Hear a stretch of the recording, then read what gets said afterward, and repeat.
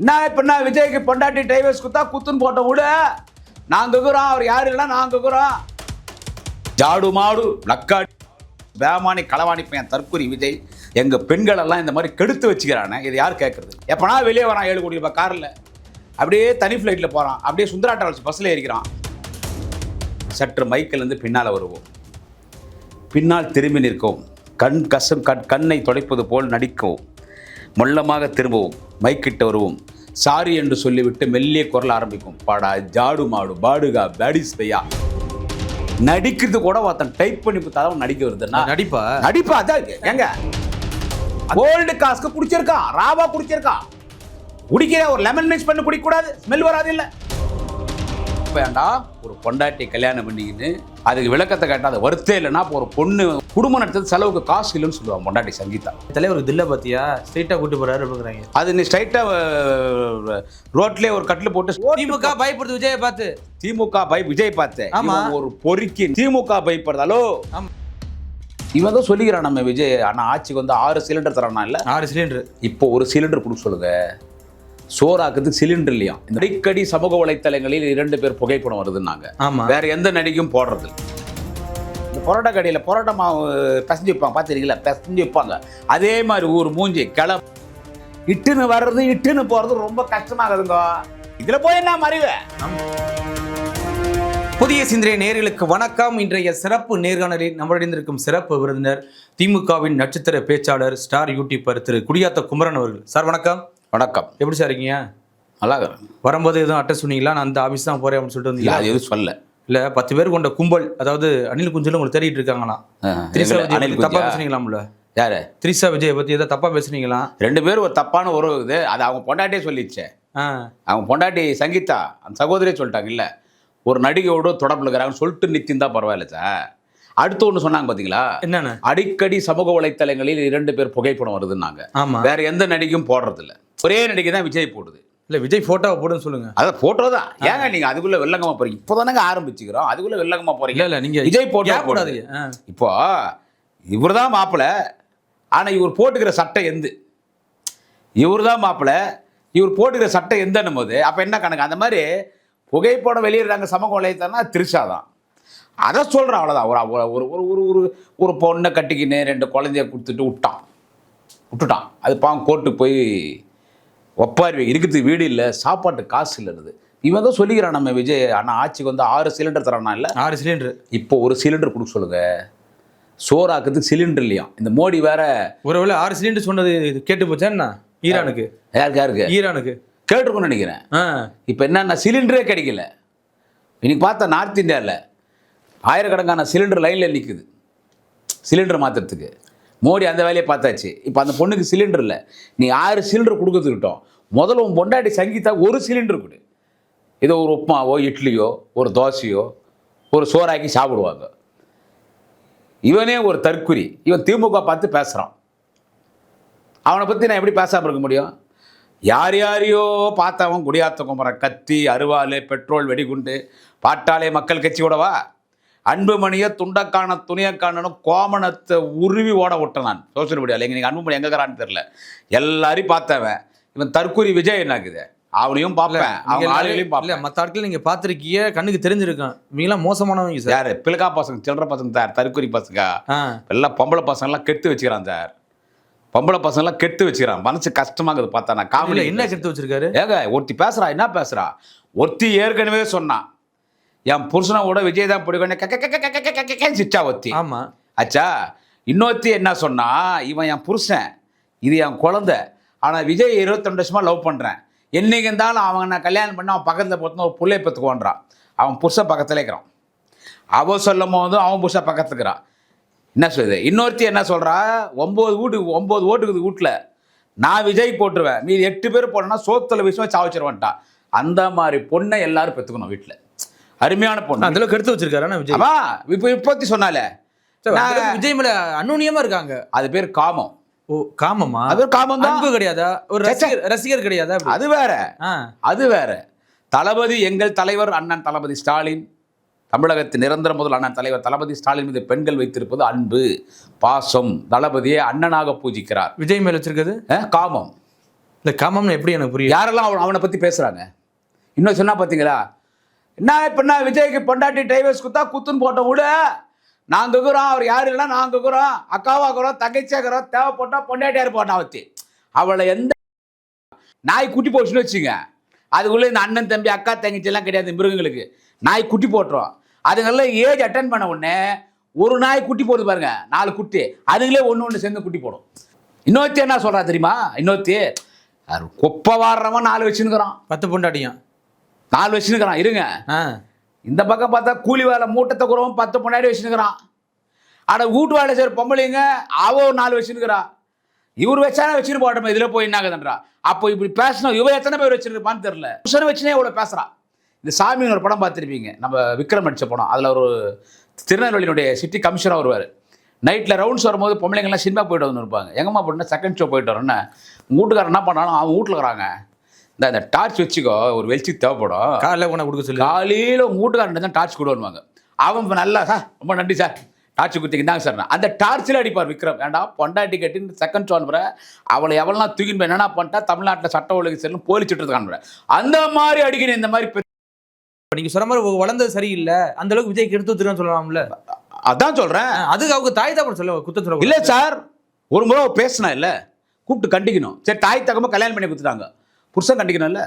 அப்ப உன்னை பார்த்து எத்தனை பெண்கள் கெடுவாங்க? ஜாடு மாடு லக்காடி பேமானி களவாணி பையன் தற்குறி விஜய் தமிழக வெத்துவிட்டு கழகம்னு ஒரு புறம்போக்கு கட்சி ஆரம்பிச்சு எங்க பெண்கள் எல்லாம் இந்த மாதிரி கெடுத்து வச்சுக்கிறானே, இது யார் கேட்கறது? பெண்களே ஏத்துக்கிறாங்க. தலைவனா கணவனா ஏத்துக்குன்னு சொல்றாங்க. உங்களுக்கு என்ன பிரச்சனை? ஏங்க ஏற்கனவே ஒரு கணவங்கிறான், அப்ப அவன் என்ன வருது? உங்க கூட ஒரு 4 கவலைப்பட முடியாது, நீங்க கவலைப்படுறீங்க. அது புருஷன் அது உன்னோட போனா பரவாயில்ல, 4 பொம்பளைங்களை சேர்த்து இல்ல கெடுக்கிற, 4 பெண்களை சேர்த்து இல்ல கெடுக்கிற.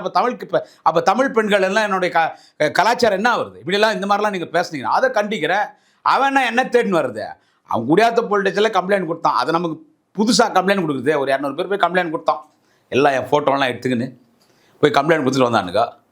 அவன் கம்ப்ளைண்ட் போலீஸ் ஸ்டேஷன்ல வாங்கி வச்சுக்கினாங்க. அதனால அவன் என்ன தேடின்னு வந்தா எனக்கு என்ன ஆகுது? கொள்கை கிடையாது, தெரியாது. இந்த ஆங்கிள் அட்டாக் பண்ணான்னு தெரியாது. யார் அவனா? இது கரண்ட் கம்பியோட ஏறிவாங்க, குறனுங்க எல்லாம் குறனுங்க, கரண்ட் கம்பியில் தொங்குதுங்க.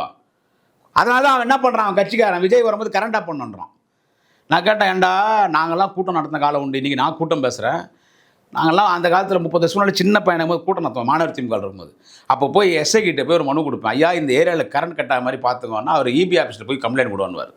இபி ஆஃபீஸில் போய் கம்ப்ளைண்ட் கொடுப்போம், ஒரு மனு கொடுப்போம், கூட்டம் கரண்ட் கட் பண்ணாதீங்கன்னு. 3 ஏழு கரண்ட் கட் பண்ண மாட்டாங்க. இல்லை அப்பயே ஜென்ரேட்டர் வைப்போம், பெரிய ஜென்ரேட்டர் வைப்போம், கரண்ட் கட் ஆகிட்டா என்ன பண்ணுறதுன்னு.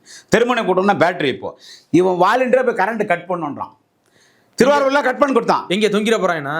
ஆமாம், அவன் அதிகாரி கேட்குறாங்க இபி ஆஃபீஸில், ஏன்பா ஒரு கட்சி தலைவர் ஒரு மீட்டிங் இருந்தால் கரண்ட்டு கட் பண்ணதுனா நீ கரண்ட் கட் பண்ண சொன்னால் பூரா குரங்குங்க எங்கள்கிட்ட இருக்குதுங்க. எல்லாம் கரண்ட் கம்பியில் தொங்குறான், மரத்த மேலே ஏறுறான், பில்டிங் மேலே ஏறுறான், கெருகி காக்கா அடிபட்டு கரண்ட்டில் காக்கா அடிபட்டு சாகிற மாதிரி சாவுறான். அப்புறம் பழி எங்கள் மேலே வருது.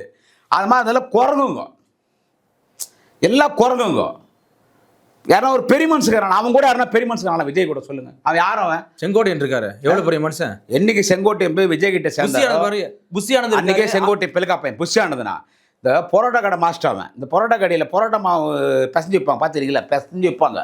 அதே மாதிரி ஊர் மூஞ்சி இட்டுன்னு வர்றது இட்டுன்னு போகிறது ரொம்ப கஷ்டமாகுதுங்க. அவர் வரலன்னு சொல்றீங்க, அவர் இட்டுன்னு வர்றது கஷ்டம். கூட்டங்க உண்மைதானே சொல்றாரு. எப்படிங்க இட்டுன்னு வரதா? எவ்வளவு சொன்னாங்க. அப்புறம் என்ன புடங்கடா கட்சி ஆரம்பிச்சா வீட்டோட திரிசாகரா. அப்புறம் ஏன்டா கட்சி ஆரம்பிக்கிற? இட்டுன்னு வர முடியல, இட்டுன்னு போக முடியலன்ற என்னது கட்சி ஆரம்பிக்கிற? அவன் ஒரு ஆள், அவன் சொல்றான், யாரு அந்த புஷியானதன், ஏதாவது ஒரு திமுக கார் மிரட்டினா எனக்கு போன் அடிங்க, 15வது நிமிஷம் 2000 பேர் கூட்டான் நிற்பாங்கன்றான். இவன் சொல்லிட்டு போயிடுவான். அப்புறம் மாட்டின் முழுகிச்சார். கரூரில் என்னாச்சு? ஓட்டான், எவனுமே மாட்டல. அது புஷியானந்தன் பயில் கேட்குறான் சார். அதுக்கு அவன் சுப்ரீம் கோர்ட்டில் என்ன விளக்கம் கொடுக்குறான் தெரியுமா? அந்த நிகழ்ச்சிக்கு எனக்கு சம்மந்தம் இல்லைங்க, லோக்கல் இருக்கிற கட்சிக்காரர்கள் என்னங்க தேடுறீங்க? அந்த மாவட்ட செயலாளர் தான் அது மார்ச்சா புஷ் போட்டாங்க. அவன் ஏமாந்தி மாட்டான், சரக்கு போட்டு அவன் பேர் நான் வந்துட்டான். கரூரில் மாவட்ட செயலாளர் அவன் சரக்கு போட்டு படுத்துக்கிட்டான், கூட்டுன்னு போட்டாங்க. மீது பேர் எல்லாமே எக்ஸைவ். ஆதவர்ஜனா பெரிய மயிறு மாதிரி பேசுகிறான். அந்த திருட்டாட்டு இருக்கிற பொறம்பு போய்க்கிறானே அந்த ஆதவர்ஜனா அக்யூஸ்டு. அவனை விமல் ராஜ், அவனை ஐஏஎஸ் ஆஃபீஸரு. அவன் இன்னொருத்தருப்பான் காட்டு பண்ணிக்கும் காண்டாமரத்து போகிற மாதிரியே இருப்பான். அவன் பேர் நான் ராஜமோகன், ஏன்னா மணி. இவனு விட்டா வேறு யாருறாங்க அந்த கட்சியில்? இவனுங்கெல்லாம் ஒரு தலைவர்களா? இல்லை அவன் தலைவன் தான் களத்துக்கு வரானா, உள்ள பூந்து கிடக்குறான். எப்பனா வெளியே வரான் 7 கோடி ரூபாய் காரில், அப்படியே தனி ஃப்ளைட்டில் போகிறான், அப்படியே சுந்தரா டிராவல்ஸ் பஸ்ஸில் ஏறிக்கிறான், மேலே ஏறி போய் எவனோ எழுதி கொடுத்து படிக்கிறான். அப்புறம் எங்கே போகிறான்னு தெரியுது இல்லை. இவன் ஒரு கட்சி, இவன் ஒரு ஆள், பொண்டாட்டி விட்டான், எவ்வளோ பெரிய பிரச்சனையாகுது. அதுக்கு அவன் விளக்கம் ஒன்று கொடுத்தான் பார்த்தீங்களா, ரஞ்சனா நாச்சியார். ஆமாம், அந்த சகோதரி சீரியல் எல்லாம் நடிக்கிறாங்க. அவங்க அந்த கட்சியில் தான் இருந்தாங்க. அப்போ விஜய் விஜய் விஜய்ன்னு பேசினாங்க. ஆனால் உண்மையிலே அந்த ரஞ்சனா நாச்சியார் அந்த சகோதரியை நான் பாராட்டுறேன். இந்த சேனல் மூலியமாக நான் பாராட்டுறேன். ஏன்னா அந்த கட்சியில் இருந்தாங்க. இவன் புருஷன் முன்னாடி தகராறு, இவன் பேசாமல் இருந்தானா பிரச்சனை இல்லை. இல்லை அதுக்கு விளக்கம் கொடுத்தணும். அதுக்கு அவன் என்ன விளக்கம் கொடுத்தான் பார்த்தீங்களா, பெண்களெல்லாம் பார்த்தது மகளிர் தின நாள் பேசுகிறான், உமன்ஸ் டேயில் பேசுகிறான். என்ன பேசுகிறான் விஜய்னா, என்ன எனக்கு இருக்கிற அந்த பிரச்சனையை பார்த்து நீங்கள்லாம் வெக்ஸ் ஆகிட்டீங்களா, அதெல்லாம் நீங்கள் கவலைப்படாதீங்க, அதை நான் பார்த்துக்கிறேன்னு சொல்லி அதோட இருந்தாலும் பரவாயில்ல, அது ஒரு மேட்ரேட், அதெல்லாம் வர்த் இல்லாதன்றான். என்ன சொல்கிறான், ஒர்த்து இல்லை, வர்த் இல்லை. அப்போ ஏண்டா ஒரு பொண்டாட்டி கல்யாணம் பண்ணிக்கின்னு, இது லவ் மேரேஜ் தானா, லண்டனில் இருக்கிற பொண்ணை நீ கல்யாணம் பண்ணிக்கின்னு, அது நல்ல வசதியான பொண்ணு தான், இலங்கை தமிழர் பொண்ணு, இலங்கை தமிழ். அதே அதுவும் நம்ம தொப்பில் கூடி வரவோடா இலங்கை தமிழரா, லண்டனுடைய இலங்கை தமிழர். அவங்கள கட்டின்னு வந்து 2 வருஷம் புள்ள அவங்க கூட குடும்பம் நடத்தி 2 புள்ளையை கொடுத்துட்டு இன்னைக்கு நீ நடுரோட்டில் விட்டு அதுக்கு விளக்கத்தை கேட்டால் அது வருத்தே இல்லைன்னா, இப்போ ஒரு பொண்ணு குடும்பம் நடத்துறது செலவுக்கு காசு இல்லைன்னு சொல்லுவான் பொண்டாட்டி சங்கீதா. ஆனால் அந்த சங்கீதா இவனுக்கு சங்கூத போகுது விஜய்க்கு, தற்கொலைக்கு. அது குடும்பம் நடத்த காசு இல்லைன்னுது, எனக்கு ஒரு வீடில் இருக்கிறதுக்கு என்னை வீட்டில் சேர்த்துமோன்னு சொல்லி பிச்சை எடுக்கிற மாதிரி கேட்குது. அந்த மேட்ரு நீ வருத்தே இல்லைன்னும் போது அந்த இடத்துல உக்காணுந்த நான் சொன்னேன், இந்த எனக்கு புருஷனை விட எனக்கு விஜய் தான் பிடிக்கும், அவன் பக்கத்தில் படுத்தணும் புள்ளை பத்துக்கு இன்னொரு எனக்கு 2 அப்பான்னா. இப்படிப்பட்ட கூட்டங்கள் இருக்கிற கூட்டத்தில் நாச்சியார் ஒரு வீரமான பேர். அந்த இடத்துல கண்டிச்சு நீங்கள் எல்லா சேனல்லையும் பேசுகிறாங்க. என்னடா பெண்கள்லாம் என்னடா நினச்சினுக்கிற நீ, கொண்டாட்டி வச்சு குடும்பம் நடத்த முடியல, அப்பா அம்மா வச்சு ஒரு நாள் சாப்பாடு போட முடியல, பொண்ணு பிஜி ஹாஸ்டலில் படிக்குது, பையன் எங்கேயோ இருக்கிறான், எங்களுக்கு எங்கள் அப்பனுக்கு சம்பந்தம் இல்லைன்றா, நீ என்னடா இந்த நாட்டை வழி நடத்துவ, நீ என்னடா பெண்களை பற்றி பேசுவ, நீ என்னடா இளைஞர் வழி நடத்துவ, எங்கள் தலைவர் தளபதி ஸ்டாலின் பற்றி பேசுது, எங்கள் தலைவர் பற்றி பேசுது, விஜய் உனக்கு என்னடா தகுதிக்குது, ஜாடு மாடு தற்கொலை குடுகாரனாய பொம்பளை பொறிக்கு விஜய் கேட்கறவங்க என்னடா தகுதி என் கட்சியை பற்றி பேசுறதுக்கு. இது நாங்கள் உண்மைதான் பேசுகிறோம். தாவேக தொண்டர்கள் போடுறாங்க கமெண்ட்ல, மற்ற கட்சிக்காரன் மற்ற கட்சி தலைவரெல்லாம் மறைமுகமாக சைடாக வச்சுருந்தாங்க, என் தலைவருக்கு தில்லை பார்த்தியா ஸ்ட்ரைட்டாக கூட்டு போகிறாரு அப்படிங்கிறாங்க. அது நீ ஸ்ட்ரைட்டாக ரோட்லேயே ஒரு கட்டில் போட்டு ஸ்ட்ரைட்டாகவே நாங்கள் ஒளிமறையும் இல்லை டைரெக்டாக கூட்டி போகிறோமே அப்படிங்கிறாங்க. இது வந்து ஒளிமுறை, இது டைரெக்டாக கூட்டு போகிறோமா?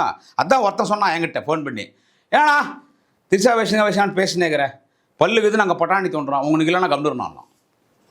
அவன் பேசுறதே எனக்கு புரியல, என்னடா சொல்லுறேன்னா, பல்லுக்குது பட்டாணி தோன்றோம், பட்டாணி கொஞ்சம் ஸ்ட்ராங்காக இருக்கும், கட்சி சாப்பிடணும், உனக்கு பல்லு இல்லைன்னா அரிச்சி தண்ணியில் போட்டு கட்சி குத்துரு. அவர்கிட்ட ஆன்மாகுது, ஆயுதம் ஸ்ட்ராங் ஆகுது, பார்ப்பாரு, இன்னும் எத்தனை வேணாலும் பார்ப்பார். இவன் இந்த நாட்டுக்கு தலைவனாங்க, இவன் இந்த நாட்டுக்கு தலைவனா, ஏத்துக்கிறாங்களே யாரு ஏத்துக்கிறாங்க? தொண்டர்கள் இருக்காங்க சார், பல கோடி தொண்டர்கள் இருக்காங்க. நீங்க திமுக பயப்படுது விஜயை பார்த்து, திமுக விஜய் பார்த்து, ஒரு பொறுக்கி நாய் இவனை பார்த்து திமுக பயப்படுதாலோ?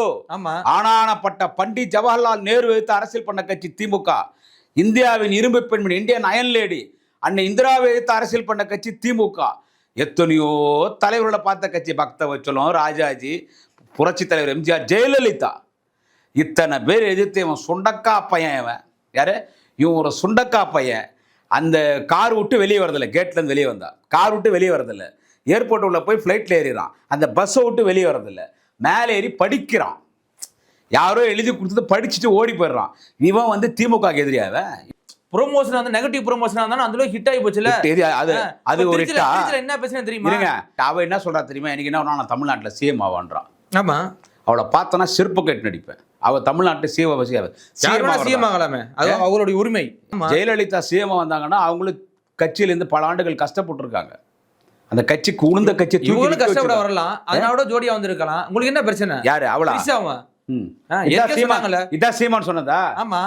பாப்பார கடப்பாரியை வச்சு திராவிடத்தை உடைப்பேன், அதான் அந்த பாப்பார கடப்பாரியா இருக்கலாம்? அதான் பாப்பார கடப்பாரியா? நானும் விஜய் கூட வரேன், விஜய் எத்தனை படம் நடிச்சிருக்கான், அப்படிதான் நான் பேசுவேன். நாளைக்கு தாவேகா மகளிரணி தலைவர் வந்தா என்ன பண்ணுவீங்க? மயிர் தான் பேசுவீங்களா? ஒரு தலைவர் என்ன தலைவர்? யார் தலைவர்? தாவேகா தொடர்கள் உங்க மேல மயிர் போடுவாங்க. தாவேகா பிஜேபி பார்த்தவன் குடியாத்த கும்பறேன், அவனுக்கு வந்து ஒரு அடி அடிச்சா தாங்க மாட்டானுங்க. பூத்து வருவானுங்கல்ல, பூத்துலலாம் வருவானுங்கல்ல, ஒரு அடி அடிச்சா தாங்க பண்ண அவனுக்கு எங்க அடி வாங்கல. அவன் விஜய் பார்க்கறான் ஓடிடுறான். அவன் விஜய் பார்க்கறான்ல, இப்போ கொட்டாய் போடுறான்ல நிர்வாகிகள் கூட்டம்னு, குடியாத்தூர் கூட்டம் நடத்தினானுங்க. அது 5000 ரூபாய் டிக்கெட் விற்கிறான். அதை வாங்கிட்டு போகிறான். அவன் கட்சிக்காரங்க அப்பா மூட்டத்தையும் கஷ்டப்படுறான். வாங்கிட்டு போறானே சார். வாங்கிட்டு போய் பார்க்குறான். அவன் இருப்பான் வாங்கிட்டு போறான்ல, தலைவனை பார்க்க 5000 கொடுத்து வாங்கிட்டு போறான் பிளாக் இது டிக்கெட். இது இது இது இது வந்து இவனே பிளாக் டிக்கெட் விற்று பொழப்பு நடத்துறவன். அவன் கூட இருக்கிற ஆதரவு வச்சுன்னா அவன் திட்டு பையன், அவன் திட்டில் அடிச்சுட்டு இருக்கிறவன். என்ன சொல்கிறது, இவனை பார்க்கறதுக்கு பிளாக் டிக்கெட் வேணும்போது வெளியே வந்து காரி துப்புறான். இவனை பார்க்கறது எங்கள்கிட்ட பணம் வாங்கி கொடுத்தாங்கண்ணே. நீங்கள் எலெக்ஷன் நேரத்தில் பாருங்கள் சார் எப்படி ட்ரெண்டுன்னு சொல்லிட்டு. நீங்கள் எலெக்ஷன் கிட்ட பாருங்கள், ஒன்றுமே இல்லாத ஆகிடுவான். இப்போ விஜய்க்கு இந்த தலைவன் ஓட்டு போடலாம் அவ்வளோதான், சோத்துல விச வச்சுட்டு சொல்லி மிரட்டது பார்த்தீங்களா? அப்புறம் அந்த மாதிரி பெண்கள் வந்து ஒரு கட்சியில் வந்துட்டு ஒரு தலைவனுக்கு தொண்டராக சோத்தில் விஷம் வைக்கிறதுன்றது ஒரு கட்சி, அது ஒரு ஆரோக்கியமான ஒரு பேச்சா? நான் உங்களை கேட்குறது ஆரோக்கியமான பேச்சா? அதனால தான் சொன்னேன். அவங்க ஏற்றுக்கிறாங்கல்ல யாரு அது ஓட்டு போடும்போது நீங்கள் பாருங்கள். எனக்கு ரொம்ப வருத்தம் தான் பிரதர். நம்ம இதே ஆஃபீஸில் உட்காந்து எவ்வளோ பேசியிருக்கோம், யாரை பற்றியோ பேசியிருக்கோம். இவன் ஒரு பொறுக்கி புறம்போக்கு படுத்து கிடக்கிறான், அதை இன்றைக்கி நம்ம பேசினுக்கிறோம். நீங்கள் சொல்கிறது உண்மைதான்.